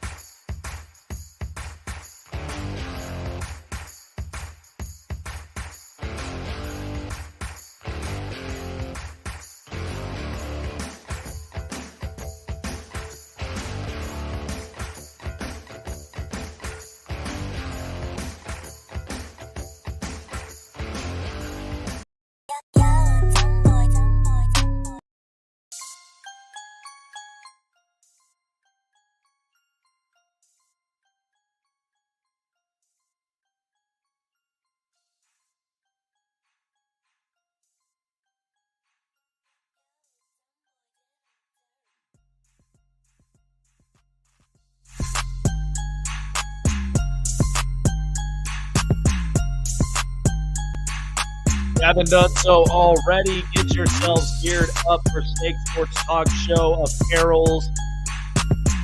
We got a lot of really, really good deals coming at you on the daily. You guys know exactly where to find them. Link is up in the description. Boy, I've been on interviews galore in the last couple of days, but I have loved every single one of them. And every one of them, too, when you see on my channel, you can catch the uploads as well for those that couldn't end up making the lives. I appreciate everybody who's jumped on in here today. Lots and lots of really good stuff. I'm really confident with my picks today. So, as I've said from yesterday when I did my prime predictions, I'm taking both the 49ers and the Bengals to cover with the possibilities of the Eagles. They win 33-31 over the 49ers. I think that's going to be a fantastic game. And Cincinnati beating Kansas City 28-27. I think it's going to be one of those really good matchups. It's going to be very, very close. But both these teams, offensive, they've literally lived up to a lot of their potentials, and there's a lot of exciting stuff for what both these teams may end up going through this year. But I'm excited for every one of them. I think they really have balanced themselves up. They've worked themselves very, very well to where they are now. And it's going to be fun. So as I mentioned, we had Ingravenvids who was on here earlier talking about the Baltimore Ravens. But one of the things about the AFC North that I keep talking about is because the fact that the competition level has never, ever, ever slowed itself down. All four of these teams, we know the Bengals are in the championship game for the second straight year with Joe Burrow. And they've built a great pedigree where the offense and the defense is fantastic. And you watch for a lot of their situational play. This is why I'm like, isn't it time to give Zach Taylor a lot of this credit? I feel like that they've really worked themselves out the best way possible.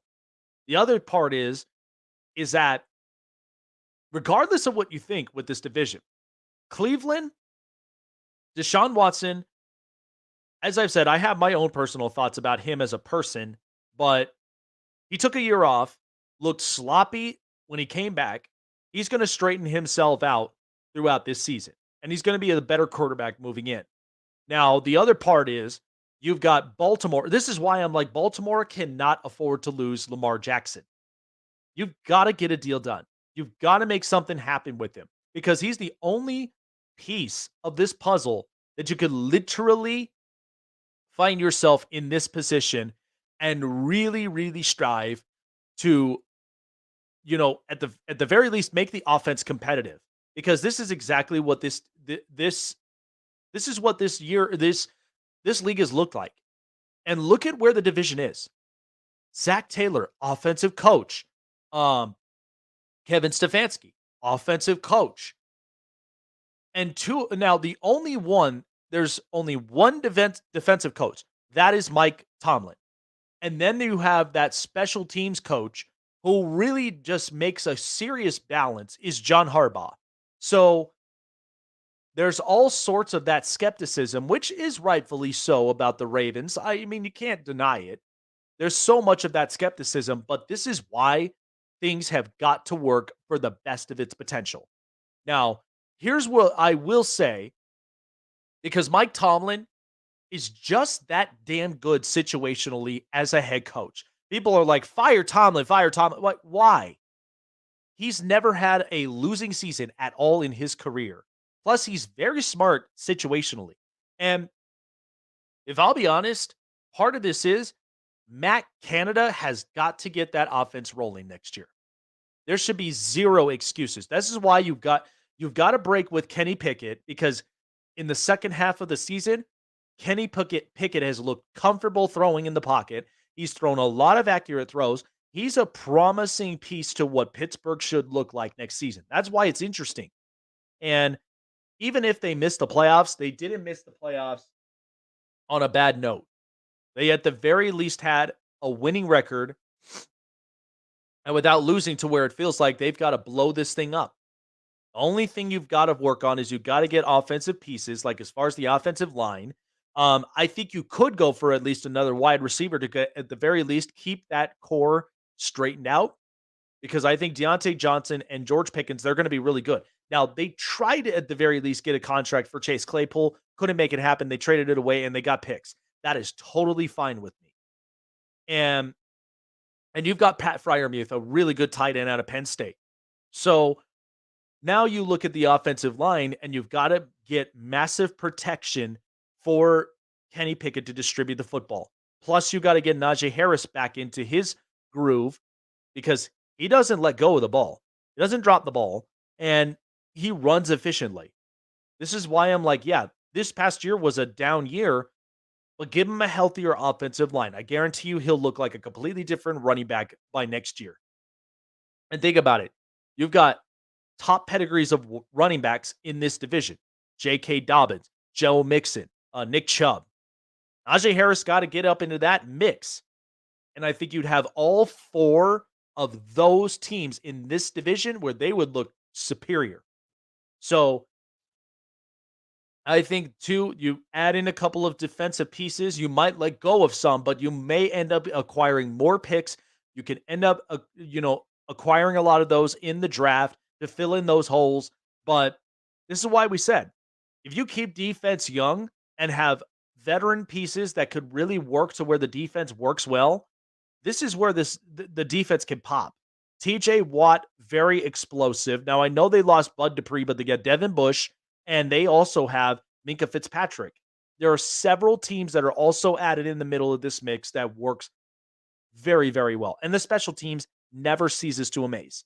So Pittsburgh, I think, is getting a really good, it's not a lucky break. This, I think, is a great break for them. You're not paying Kenny Pickett anything. So go and get an offensive line to protect him, get the run game going, maybe go and get a wide receiver while you're at it, and then add more defensive pieces just to, at the very least, keep that cushion to where it's young. They're explosive. Because I watched, the Cowboys with Micah Parsons. Absolutely explosive. And there's several of those pieces that they could really, really work to benefit them. So it's, as I said, I just think that Pittsburgh, with the rest of that division could be balanced. And the last thing you want to be is you want to be the fourth best quarterback in that division. So, and I don't think Kenny Pickett stands that right now, but he's not going to stand that way for very long. There is a lot of potential with what Pittsburgh can do, but the offseason and the draft, you have got to nail it. It's the same thing that I could say about the Baltimore Ravens. They have got to nail the offseason because you can't afford to let go of Lamar Jackson. If Lamar Jackson leaves, Kenny Pickett's the third best quarterback. Third one.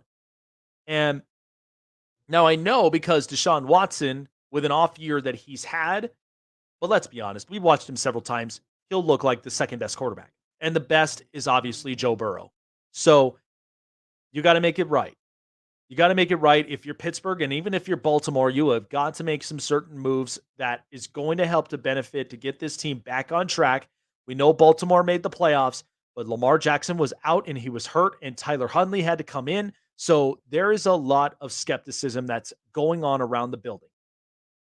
You can't, you cannot sweep this under the rug. So this is why you've got to fix a lot of those necessary pieces. So I do want to shift to this. I think it is interesting though. And watching the baseball season, and Connor Newcomb was really, really good with the Baltimore Orioles. I think it is exciting to see what the Orioles do with their young staff, young core. The farm system, I think, is building up to the best of its potential, but they got to fix that pitching staff. So one team in particular, and they've had a really good offseason as well. I think they nailed the offseason better than any of the teams that we saw. Excuse me for that. They nailed the draft.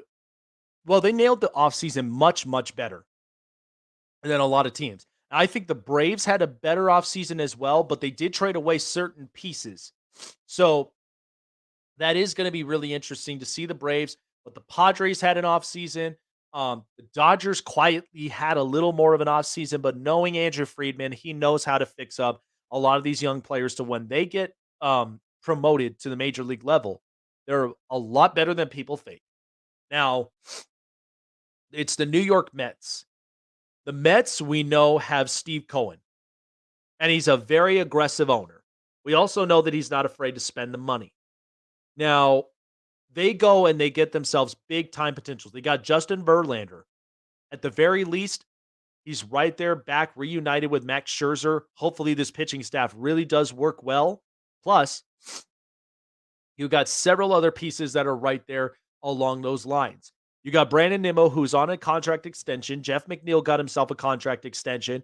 Now, Dominic Smith is out of the building, but they've got to get themselves somewhere, at least with first base and third base, because that is ultimately those positions the Mets know they have to fix up. That's why, because of the Carlos Correa situation, I mean, that was just absolutely nuts. And we thought that if Correa was there with the Mets, he would have been a third baseman, left Lindor at short, you would have had McNeil, and then, of course, you would have had anybody that could play first base.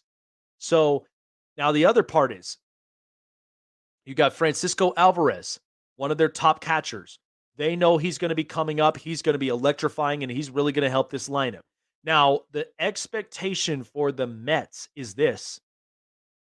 You can't afford to go into the postseason and then just get swept, because then that just becomes really embarrassing.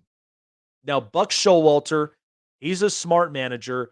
He's going to figure out a way to get the Mets to where they could get back up on track. They could pick up where they left off of from last year, and then they could possibly be that explosive team in the NL East. Now, the Phillies made it to the World Series.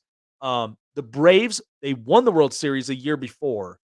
And now the Mets really got to push their competition, because the only two, the Nationals and the Marlins, I don't really see them going anywhere at this point. I think they're really reshaping and they're really trying to redevelop their staff.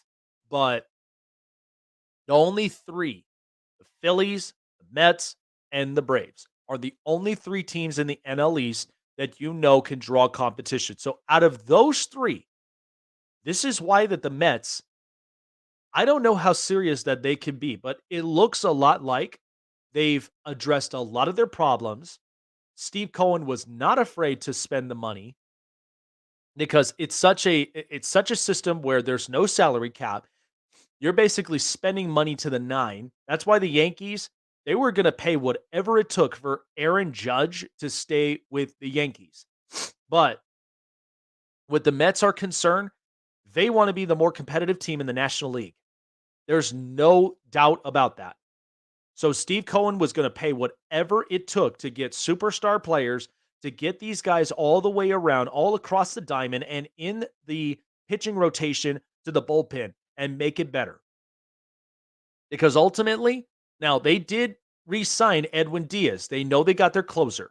He's gotten much, much better since he joined in on this clubhouse. So the Mets, they look to be serious, but I'll guarantee you. Now, I know the Braves, they're going to be feeling a little bit because of the fact of there's no Dansby Swanson in the middle of this thing. So now they got Vaughn Grissom as their shortstop. So it will be interesting to see how Grissom really, how he really shapes up for this Braves team, because they're really good all around. Austin Riley, Ozzie Albies, Ronald Acuna, Matt Olson. They now have acquired Sean Murphy from the A's, who I think is a really good defensive catcher. The stick could use some help, but I think they'll work on it. But they also got several other pieces that they could really, really invest in. Because remember, they got rid of Christian Pache, and they got rid of a couple of their young stars, but they didn't get rid of all of what their farm system is. That's why John Hart is such a really good general manager. That's why winning the World Series the year before the Astros won this past year, the Braves were just smart. And even if they got dealt with the harder cards, it didn't matter to them. They were able to build up a lot of their young prospects, and they built them to where this is set. Now they got Michael Harris for a long time, Austin Riley for a long time, Ozzie Albies and Ronald Acuna and Matt Olson. So the only player that I think, is just going to be used as a rental is definitely Sean Murphy, because it's either he really does play defensively, because you got to think, you were coming off a year where you had William Contreras. So you got to fit that hole. and then the pitching staff from Spencer Strider to Max Fried to several others, this is just a dangerous team. Now, we know they got eliminated in the postseason, but it left it honestly left a sour taste in their mouth to where they want to be back into the postseason again, and they really want to wreak havoc on a lot of these NL teams. Now, the Phillies have been cleaning up their act, but there's several reasons to where they need to not put Kyle Schwarber in that lead-off position. I am serious. I have been screaming about this for the last few months because he's not a leadoff hitter. Now, what do? They go and spend big money to go and get Trey Turner. He's now their big-time leadoff hitter. You go and put either Rhys Hoskins or Nick Castellanos in the second hole. Then you've got Bryce Harper, JT Realmuto, and you have the fifth spot where it's either going to be Schwarber or it's going to be Castellanos. It's that simple. It's not rocket science at all. So you are really paying for a lot of these guys to where they could be very, very talented guys. And it's moving Bryson Stott out of short to second. So it'll make sense to where the offense is balanced and defensively they could really work. So, and by the way, their pitching staff got a lot better. They've gotten a lot of real good pieces. Finally, Dave Dombrowski's doing the right thing. But that's why I said, I think this year, Phillies, Mets, and Braves, they're going to be very competitive in that division. Nationals and the Marlins, give me a break. They're already in rebuild mode. They're not going to be going anywhere. And I don't see them making massive, massive leaps. So I'm telling you, I just don't think that catching the attention and catching the eye of what these teams are really shaping and what they're going to do for what the 2023 season is going to look like for all these baseball teams. But I think the NL East is going to be fun to watch. The Central, there has been multiple moves there.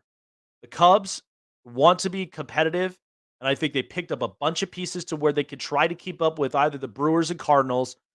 But we all know that division has always been wide open for the last few years. Whether it's been the Cardinals, the Cubs, the Brewers, either of those teams that have really made a jump. But the NL West, we know that the Padres are trying to shoot for that division against the Dodgers, and you also have the Giants. You can't really leave out in that position. Rockies and Diamondbacks, they're nowhere to be found. Nowhere. So, however you expect with the National League, it'll be a lot of fun. I do think that the competitive division is going to be the NL East because the West, Padres, Dodgers, maybe the only two, possibly the Giants as a third, but the division's wide open for the Central. I don't really see too, though, that the Pirates or the Reds really making those jumps. Now, the Pirates did bring back Andrew McCutchen, but it's not going to make massive difference. I think it's ultimately going to be shaping those young guys that are going to be there. So, I mean, the Mets, they got to be serious. If you are shooting for a World Series title, because they had not been back in the World Series since 2015 against the Royals, and you got to think about how explosive that team was. That team was built on trust. They also got a lot of their veterans back. Like David Wright was out for a long time. He comes back into the lineup and he gets better. Then there's Yoenis Cespedes they traded for, and he was on a hot streak. Then Daniel Murphy starts to catch up quick. So, and by the way, their pitching staff was really, really something else. I mean, Jacob deGrom, Matt Harvey, Steven Matz, and Noah Syndergaard. That was a hell of a rotation. Now the rotation's broken up. So you got to think, though, because with the Mets and how that they play out, they could either be a very good team or they could look completely mediocre. But I think because of where it left off last year, they got a sour taste in their mouth, losing to losing their postseason matchup. But I think this year They look really, really serious. They look very interesting. And I think the Mets, I don't know if they'll run with the division, but it's a three it's a three-team race in this division. Braves, Mets, and Phillies. I think it'll be fun to watch them all the way through. So, while we got at least a couple minutes up on our hands, um, so there is a few possibilities as far as um, so there's a couple teams we're going into the trade deadline soon. So it's All-Star break that's going to be coming into for hockey, and it's close. So there are several teams that could be literally looking into either buyers or sellers. So we'll definitely start up with who's going to be the buyers, who are going to be the sellers, and how exactly that this team now are going to shape up after everything. Because right now, this has not been a really good out here in Vegas. It has not been a great stretch for the Golden Knights. They are literally on a 4-game losing streak. This does not look good. They took a double whammy against the Rangers and the Islanders. So now you've really, really got to get serious. So let's go ahead and let's start with buyers and sellers for a bunch of these teams. So we'll look up at it a couple here. All right. So looking at buyers and sellers all throughout the standings. So let's look at the Seattle Kraken. They buyers or sellers? I honestly think that the Kraken are potential buyers. The reason that I say that is because, first of all, this offense is really, really good. With Jordan Eberle, Matt Beniers, by the way, oh yeah, he's here. He's been showing up in the big way possible for Seattle. And by the way, their goaltending has been really, really good. And right now, they're first in the Pacific Division. I don't know if they will stand there for very long, but they've played very exceptional. They're catching them to where the Golden Knights are on a bad drift. They are on a bad drift right now. And Seattle, they're going to be looking to add some pieces. They may add in some defensive pieces, or they might go offensive. But all I know is that Seattle looked for them to be buyers during the trade deadline.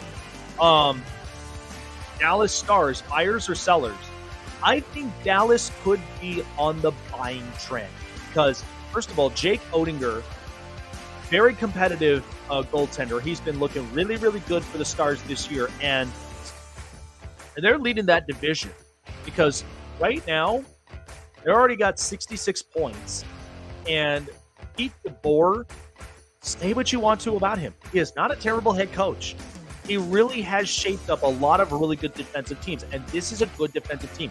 Jason Robertson, MVP year he's looking at right now for the Stars, and he's looked really, really something else.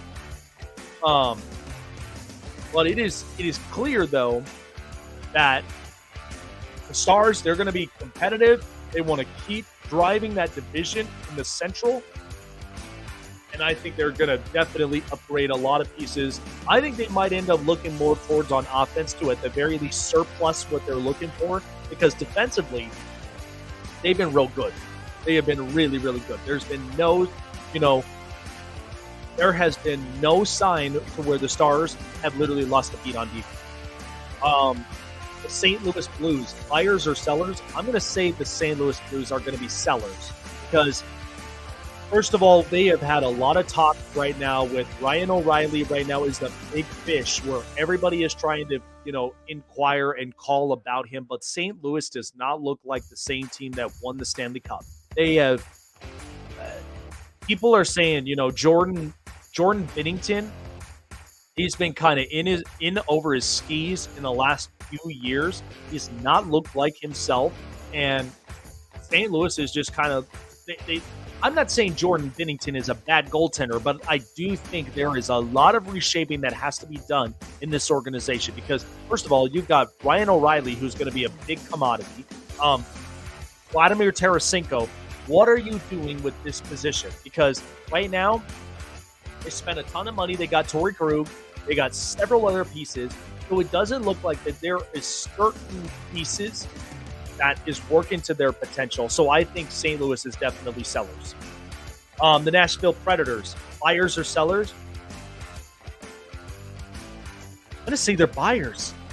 Because the only thing about them is Yusei Saros, very good at goaltending. And I knew that coming out the gate with him and Pekka Rinne. But Nashville's really is that kind of in-between team. But they're needing to get a massive jump. Now, Colton Sissons and Matt Duchene and Philip Forsberg, those are going to be the top guys. Now, remember, they did lose Victor Arvidsson to the LA Kings. Why? Because the Kings needed offense. So I think they'll be buyers. They're going to look to go on offense, and they really are going to look to try to shape themselves up to where they can be very, very competitive in the playoffs. Colorado Avalanche, buyers or sellers? I'm going to put them on hold. Reason I say that is because I don't think they're in a position to buy or sell. Injuries have been an unfortunate position with Colorado, but they are in the wild card. So they are maintaining themselves for as long as they possibly can. But I don't think that they're going to be buying or selling. I think they're going to stay put. And then finally, the Vancouver Canucks. This is all in the Western Conference. Buyers or sellers? They are clearly sellers. Vancouver is just ready to tear this thing apart. Bo Horvat is a big-time hit. JT Miller maybe end up being on the move, but they are trying to, at the very least, keep their core piece like Elias Pettersson and several other pieces. But I knew that this was not working by the time that Jacob Markstrom left this organization, and the goaltending, they've been giving up a ton. They've been giving up a ton of different goals, shots on goals, and this has not looked good for Vancouver. I see them being sellers. So the potential buyers I see is the Seattle Kraken, the Dallas Stars, the Nashville Predators, and sellers will possibly be Vancouver and St. Louis without a doubt. And as far as Colorado goes, they're going to be hold. Like, they're going to be on hold. They are not going to get rid of a lot of their young pieces. They're not even going to get rid of a lot of their veteran pieces. So I don't want to hear that. I think, honestly, they're going to hold on to their core, and they just have to hope that a lot of these pieces, they're going to be healthy enough to where they can play well, and they're going to get back into being a tough competitive team. So, all right, folks, that's going to do it for me here on the Snake Sports Talk Show. I appreciate everybody who has jumped on. Thanking Ingraven from Ingravenvids being on with us, Connor Newcomb from Locked On Orioles. Lots and lots of great content creators for all their respective teams. What a great 2 hours that it has been. I appreciate every single one of you guys who have been joining in and hanging out with me all throughout it. Shout out to everybody: Tristan Long, King Blaze, Keentown Breakdown, B.Al., Cam, Key in the building, Jason, Heather in Kansas, Hitchkovsky, and of course, Fish and Football. I appreciate all of you guys for joining us here today. What a stacked show it was. I appreciate everybody for being here. Continue to like, follow, subscribe, share, and hit the bell button for all the latest notifications of the Snakes Sports Talk so you don't want to miss it. We are in interviews galore, and there are so many other interviews to catch up on, but you don't want to miss it in the next episode of the Snakes Sports Talk Show. Have a great rest of your weekend. Enjoy championship weekend. Chiefs, Bengals, 49ers, Eagles. Let's see who are victorious to get to the road to Super Bowl 57. Take care, you guys. Have a great weekend, and we'll see you soon.